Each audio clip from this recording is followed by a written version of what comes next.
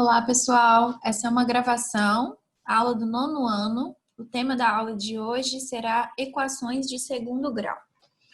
Bom, vamos relembrar um pouquinho aí do que a gente conhece de álgebra e também algumas coisinhas que a gente viu aí nas aulas anteriores. Quando a gente fala em equações de segundo grau, relembrando aí um pouquinho dos conceitos algébricos, a gente tem aí que um monômio, ele vai ser um termo formado aí por um coeficiente numérico e uma parte literal, que é a parte que a gente encontra a nossa variável. Quando nós temos aí um polinômio, nós temos uma soma com vários monômios, né? E o grau desse monômio, ele vai ser expresso pelo expoente que acompanha a minha variável. Então, por exemplo, se eu tenho aqui xy, se eu tenho vamos lá. Se eu tenho aqui xy e eu digo que xy é a minha parte literal, então eu tenho que x está elevado a 1 e y também está elevado a 1. Então, se eu tenho essas duas variáveis elevadas a 1, o grau desse monômio é 2, porque eu vou somar o expoente 1 que está aqui com o expoente 1 que está aqui, 1 mais 1 é igual a 2. Se eu tenho x ao quadrado, então o grau também será o grau 2. Por quê? Porque ele está aí com o expoente 2. Beleza? Então, só relembrando aí o que é um monômio, o que é um polinômio, o que é grau de um polinômio. Bom, quando nós temos uma equação de segundo grau, isso significa que eu tenho uma equação, ou seja, uma igualdade expressa com uma variável, né? Em função aí dessa variável, e essa minha variável, esse meu polinômio, ele tem o grau 2, ou seja, se eu pegar aí todos os monômios que eu tenho dentro do meu polinômio, o maior grau encontrado é o grau 2. Então, dessa forma, nós dizemos que o grau do polinômio é 2 e a minha equação é uma equação de segundo grau. Então, eu vou ler aqui com vocês o que está escrito no nosso guia. Né? Uma equação de segundo grau é formada por um polinômio de grau 2. Então, aqui, observando o expoente, o maior expoente da incógnita x é o número 2. Então, por isso, é um polinômio de grau 2 e a minha equação é uma equação de segundo grau. Beleza. Numa equação de segundo grau, nós temos o x como uma incógnita, né? X é o meu valor desconhecido. E as letras A, B e C, elas são chamadas de coeficientes da equação. Vocês já estudaram aí vários sisteminhas, várias equações de primeiro grau, e uma equação ela aparece de várias formas diferentes.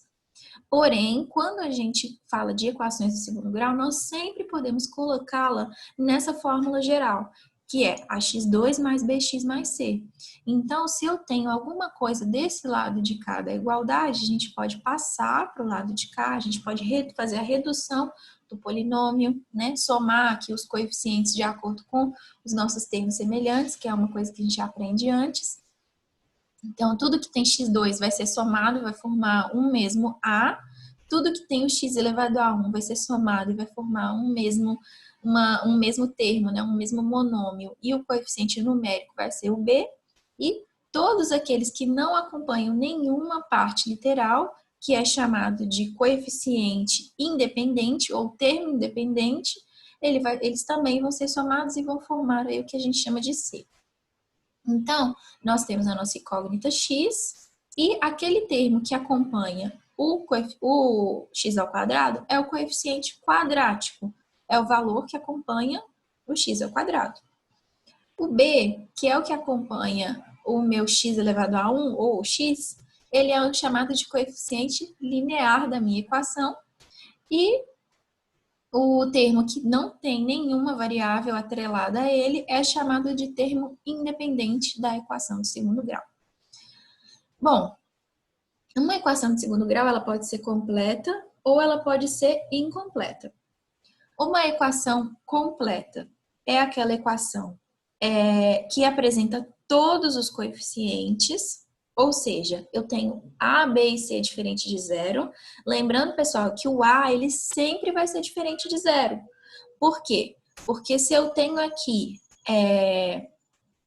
se eu tenho que A é igual a zero, então eu não tenho mais uma equação de segundo grau. Por quê? Porque o meu polinômio deixa de ser um polinômio de grau 2, ele passa a ser um polinômio de grau 1. Então, ele deixa de ser uma equação de segundo grau, tá? Mas eu posso ter uma equação de segundo grau incompleta quando o B ou o C são iguais a zero, ou os dois ao mesmo tempo. E são os casos que nós vamos ver agora. Bom, então aqui, no primeiro caso, eu tenho os coeficientes B e C iguais a zero. Ou seja, ax ao quadrado é igual a zero. Aqui, vamos acompanhar esse exemplo. Eu tenho aqui 3x ao quadrado é igual a zero, então 0 ao quadrado é igual a 0 sobre 3. Se ele está aqui multiplicando a minha variável, eu vou passar ele para cá dividindo. Então, x ao quadrado é igual a zero. E meu x também vai ser igual a zero, né? X é igual a raiz de zero, que é igual a zero. E o meu conjunto solução dessa equação tem aí como raízes reais zero. Então, é o que está escrito aqui também, né? Independentemente do valor de A, do coeficiente A, as duas raízes da equação devem ser reais e iguais a zero.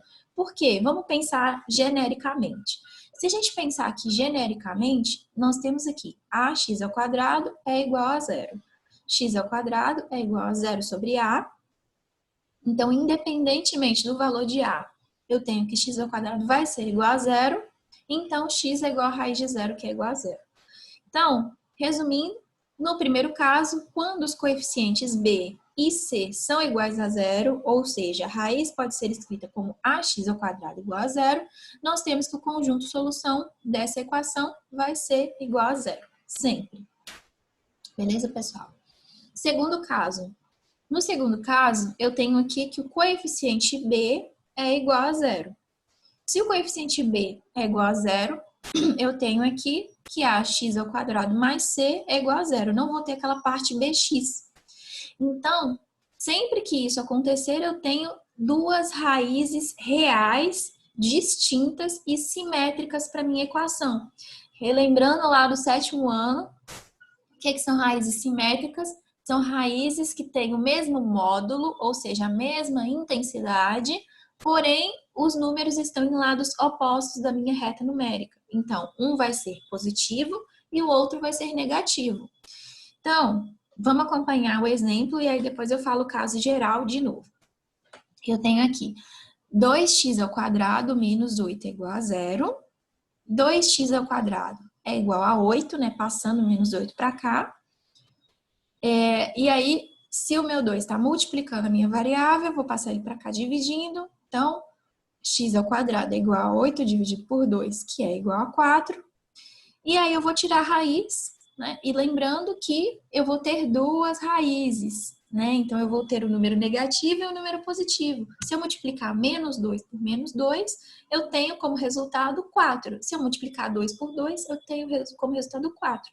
Esses dois números são números que, se eu elevar ao quadrado, eu v' ter como resultado o número 4. Então, portanto, eu tenho que x ele é igual a mais ou menos 2. Ou eu posso dizer que x', né, eu posso colocar ainda que x' é igual a 2 e x duas linhas é igual a menos 2. Ou vice-versa, né? Então, meu conjunto solução é dado por menos 2 e mais 2. Fazendo aqui genericamente, né? Eu tenho aqui ax ao quadrado mais c é igual a zero. Então, como eu não tenho aqui nenhum número, nenhuma variável atrelada ao c, então eu posso passar o c para o outro lado da minha igualdade. Se ele está com sinal positivo, ele vai passar a ter o sinal negativo. Então, ax ao quadrado é igual a menos c.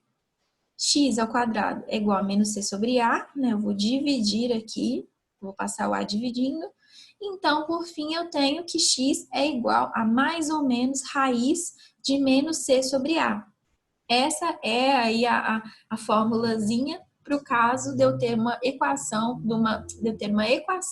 incompleta em que b é igual a zero. Sempre vai ser esse mesmo procedimento. Só uma observação, pessoal. Esse caso só tem raízes reais quando c é um número negativo. Por quê? Vamos voltar lá no nosso exemplo.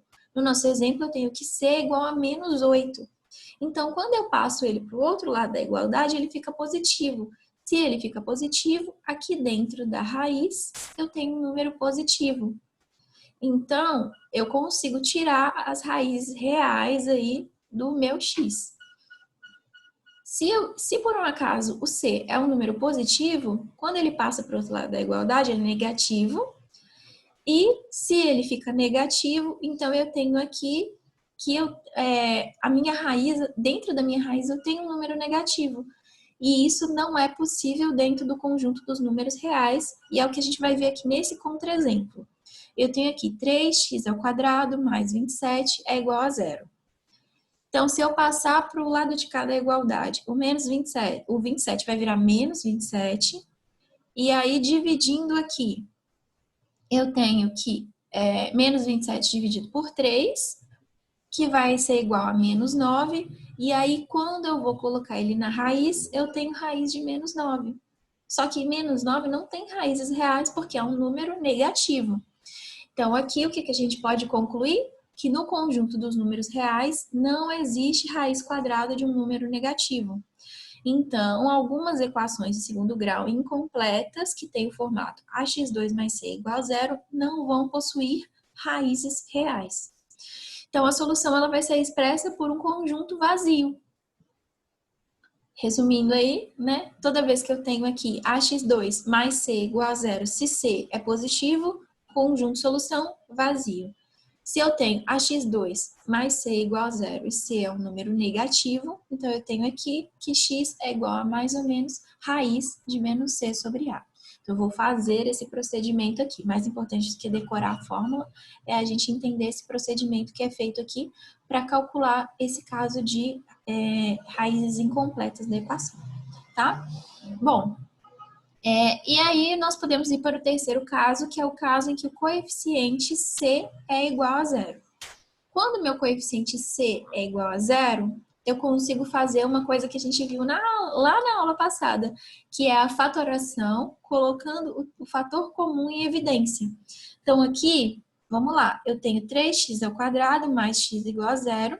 Eu posso reescrever essa equação dessa forma que eu fiz aqui, ó. Eu posso colocar 3x vezes x mais 1 vezes x igual a zero. Então, aqui eu tenho o fator comum em evidência, né? Eu vou tirar o x, vou colocar ele em evidência, e aqui também eu vou colocar ele em evidência. Aqui vai me sobrar o 3x, mais, mantenho o sinal, 1 é igual a zero. Então, se eu tenho um produto e o produto desses meus dois fatores é igual a zero, eu só tenho duas alternativas. Ou o primeiro fator é igual a zero, ou o segundo fator é igual a zero. Então, por isso a gente pode dizer que se x que multiplica 3x mais 1 é igual a zero, ou o x vai ser igual a zero, ou 3x mais 1 vai ser igual a zero. Então, aqui nós temos que 3... Opa, isso aqui é outra coisa. Calma aí, vou até colocar aqui assim. Então, nós temos aqui 3x mais 1 é igual a zero, então x, passando o 1 para cá, vai ficar menos 1, passando 3 dividindo, 3. Então, aqui, ó, tá até feito aqui, eu tenho menos 1 dividido por 3, e o meu conjunto de solução vai ser dado por 0 e menos 1 sobre 3. Tanto é que aqui, se a gente colocar aqui, né, isso aqui foi um teste das raízes.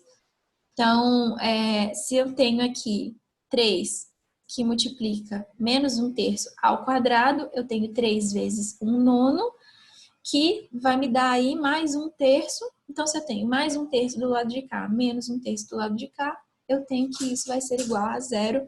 Então, tá comprovada aí as raízes da nossa equação. Então, pessoal, vamos lá.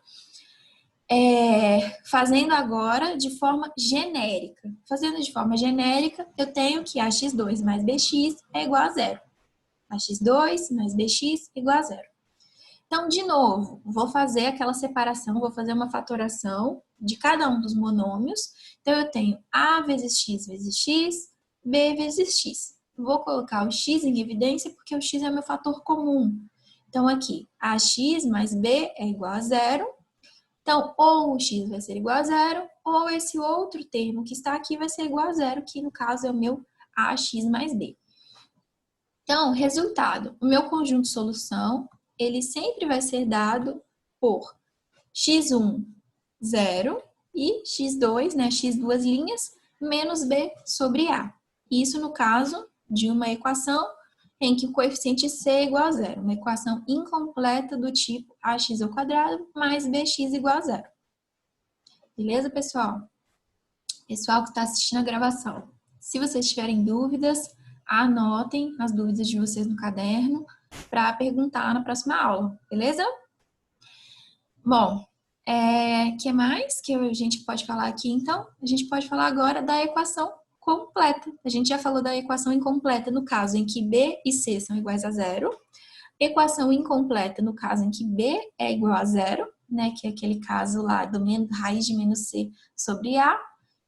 Quando b e c são incompletos, eu tenho que x é igual a zero. E quando c é igual a zero, eu tenho aqui o último caso que a gente viu, que x é igual a zero ou x duas linhas vai ser igual a menos b sobre a. Então, eu tenho essas duas raízes.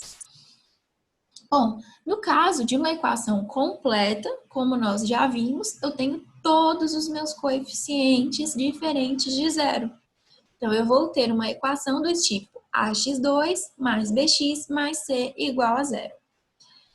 Bom, então, novamente, só relembrando aí, o coeficiente c é um coeficiente livre, é um termo independente da equação. O b, ele é o coeficiente linear, porque ele acompanha o x. E o a é o coeficiente quadrático, porque acompanha o x ao quadrado. Continuando. Numa equação de segundo grau completa, nós podemos resolvê-la de duas formas aí diferentes, né? A forma mais comum é resolvendo ela através da fórmula de Bhaskara, em que nós calculamos o valor de um discriminante chamado delta, e aí, se o delta for igual a zero, a gente vai ter raízes reais. E se ele for negativo, nós não teremos aí raízes reais na nossa equação. E também tem uma forma que é uma forma mais rudimentar e é uma forma que era feita antes de ser inventada aí a fórmula de Bhaskara, que é a forma de fatoração do trinômio quadrado perfeito. Né? Isso aí é a matéria que a gente viu na aula passada. Se a gente tem aí uma fatoração do trinômio quadrado perfeito, então nós temos aqui que Vou explicar pelo exemplo, né? X ao quadrado mais 6x mais 9 igual a zero. É um trinômio quadrado perfeito. Então, se ele é um trinômio quadrado perfeito, eu posso fatorá-lo da seguinte forma.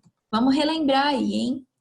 O x, eu tenho dois números aqui que estão elevados ao quadrado, né? No caso aqui eu tenho x ao quadrado e tenho 9. E aqui no meio, esse termo do meio, b, é igual a 2 vezes o primeiro vezes o segundo vezes o x. Né? Então, é 2 vezes a vezes c, x. O b é igual a 2ac e ele vai acompanhar o x. Então, o 6 é igual a 2 vezes 1 vezes 3. 2 vezes 1 vezes 3 é igual a 6.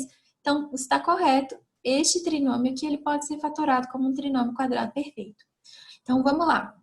O quadrado do primeiro mais o quadrado do segundo, nós temos aí a fatoração como o quadrado da soma de dois termos.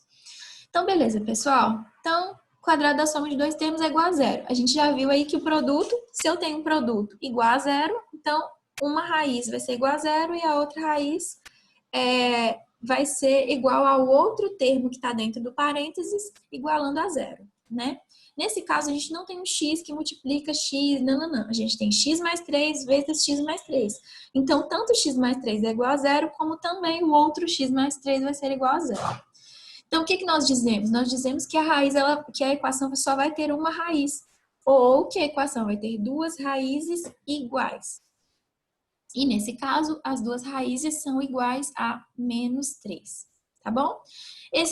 Lembrando que o trinômio quadrado perfeito, ele pode ser fatorado como o quadrado da soma de dois termos ou como o quadrado da diferença entre dois termos.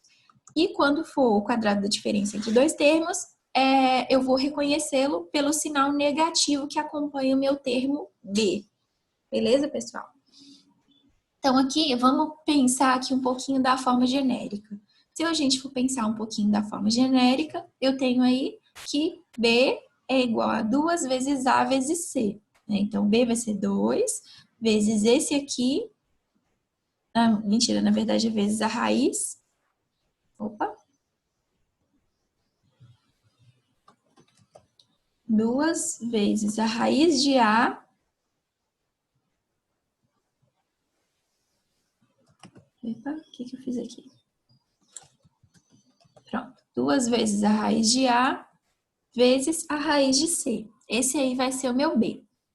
Então, se a gente coloca ele fatorado como o trinômio quadrado perfeito, ou seja, se ele se enquadra aí nessa definição, se eu tenho que A é um número quadrado perfeito, C é um número quadrado perfeito, e eu tenho que eu consigo escrever o B sobre essa forma, na verdade, o mais importante é eu conseguir escrever o B dessa forma aqui, né? Porque se a gente conseguir escrever o B dessa forma, ainda que o A e o C não sejam quadrados perfeitos,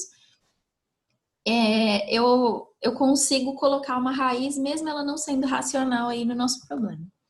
Então, se eu consigo atender a essa minha definição, B é igual a 2 vezes raiz de A vezes raiz de C, eu consigo fatorá-lo como a raiz do primeiro mais a raiz do segundo ao quadrado.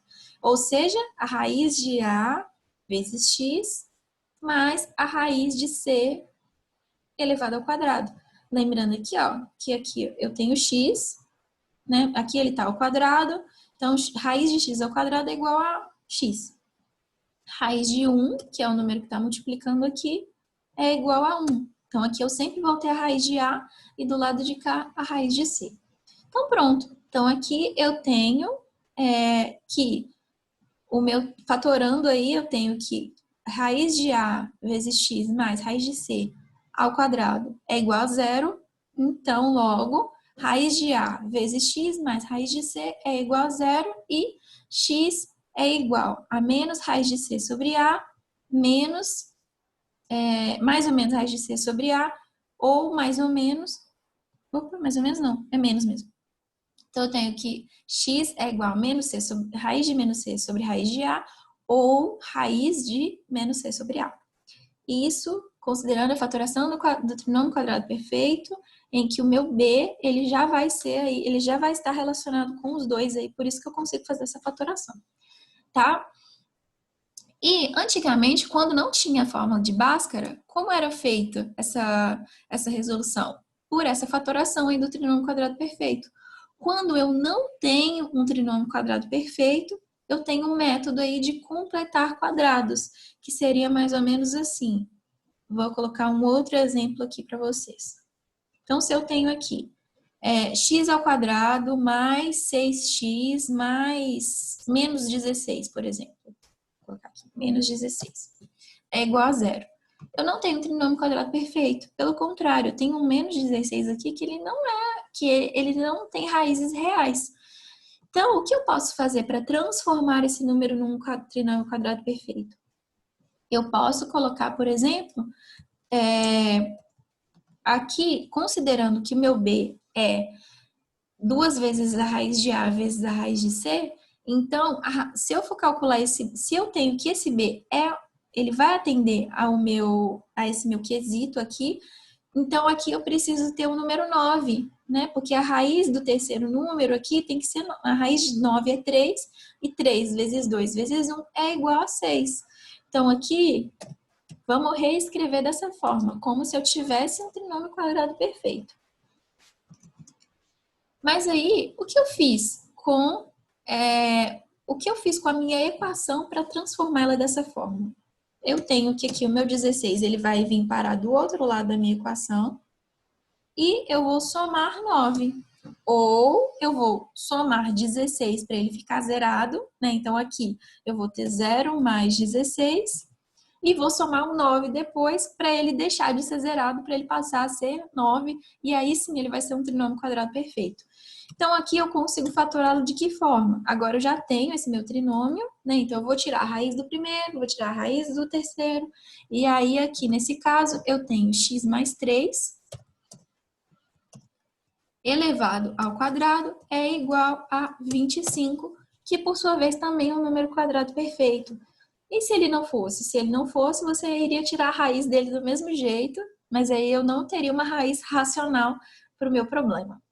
Beleza, pessoal? Então aqui eu posso falar que x mais 3 é igual a 5, né? Tirando a raiz dos dois lados, x mais 3 é igual a mais ou menos 5. Cadê o meu símbolo? Mais ou menos 5. Então, eu tenho que x é igual a... Se eu for calcular x' e x duas linhas, eu tenho que x' é igual a mais 5 menos 3, que é igual a 2, né? Mais 5 menos 3, que é igual a 2. Ou eu tenho ainda x, duas linhas, que é igual a menos 5 menos 3, que é igual aí a menos 8.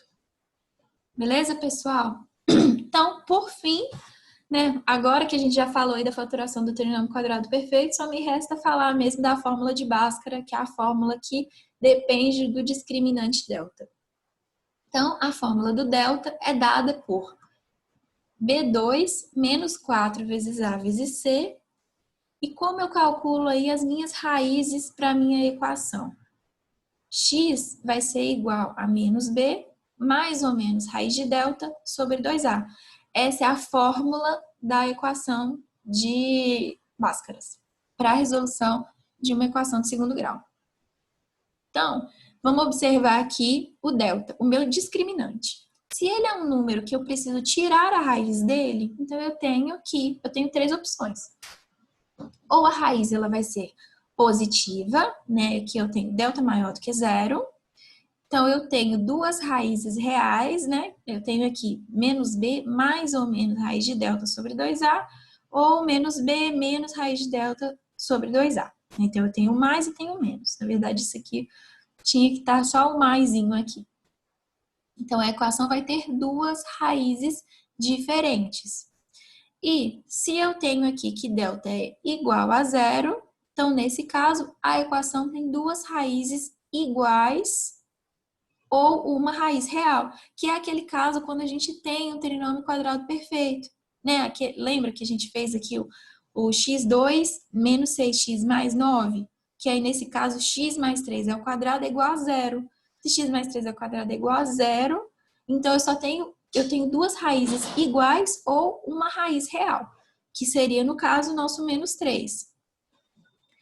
Bom, e por último, a gente tem aqui que o delta é menor do que zero.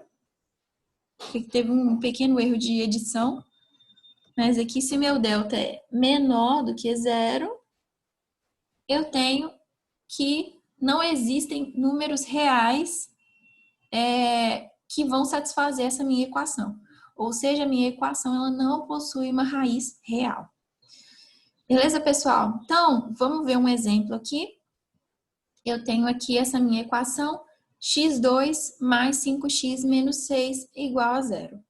Se eu quisesse fazer daquela forma, completando quadrados, eu poderia assumir que b é igual a 2 vezes a vezes a raiz de a vezes a raiz de c. Então, vamos copiar aqui, vezes raiz de a vezes a raiz de c. Então, se eu assumo que b é igual a raiz de 2 vezes a vezes c e o meu a é igual a 1, então o b seria igual a 2 vezes raiz de c, né? Então, que é igual, nesse caso, a 2 vezes a raiz de c. Então, beleza. Então, aqui, o meu C, ele vai ter que se adequar, eu vou ter que adaptar o meu C de modo que ele se transforme aí para atender a minha solicitação aí, para satisfazer a minha condição de trinômio quadrado perfeito. Então, aqui é igual, que é igual a 5x, né, ou 5. Então, aí, a partir daí, eu consigo calcular o meu C. O meu C vai ser igual Opa.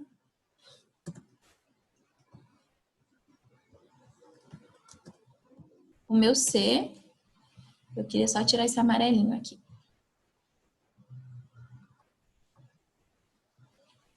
O meu C, ele vai ser igual a 5 dividido por 2 ao quadrado, que é igual a 2,5 ao quadrado ou 6,25. Na verdade, eu posso colocar... vamos lá. Então, aqui eu já calculei o meu novo C, que é 6,25. Para eu transformar essa equação, então, em um trinômio quadrado perfeito, eu vou ter que somar, eu vou ter que fazer uma soma sobre o meu valor de C de uma forma que aqui seja igual a 6,25. Então, primeiro eu vou ter que zerar esse termo. Como que eu vou zerar ele? Eu vou somar 6, depois eu vou somar 6,25. Então, aqui vai ficar 6,25.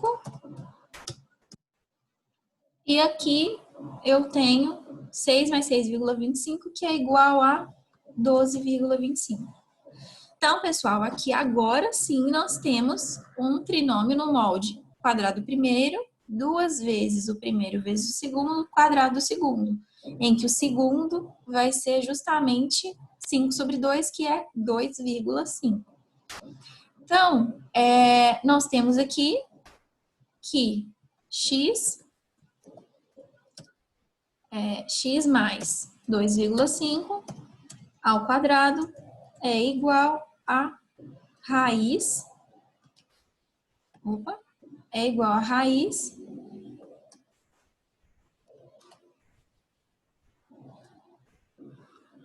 de 12,25. Porém, tem outro jeito aí bem facinho de resolver essa questão aí, que não envolve tirar a raiz de 12,25, que é usando a fórmula de Bhaskara. Então, vamos lá, vamos calcular, vamos copiar essa equação aqui de novo.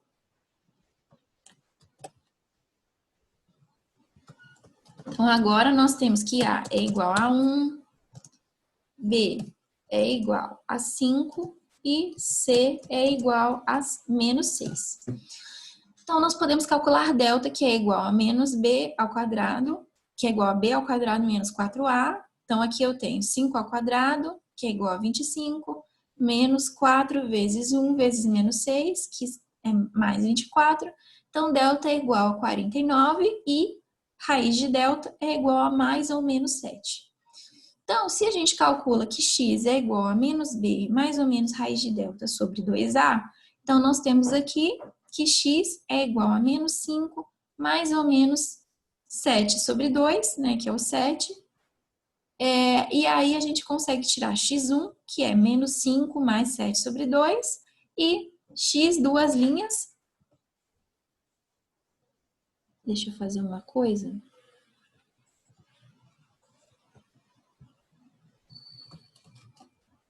Só para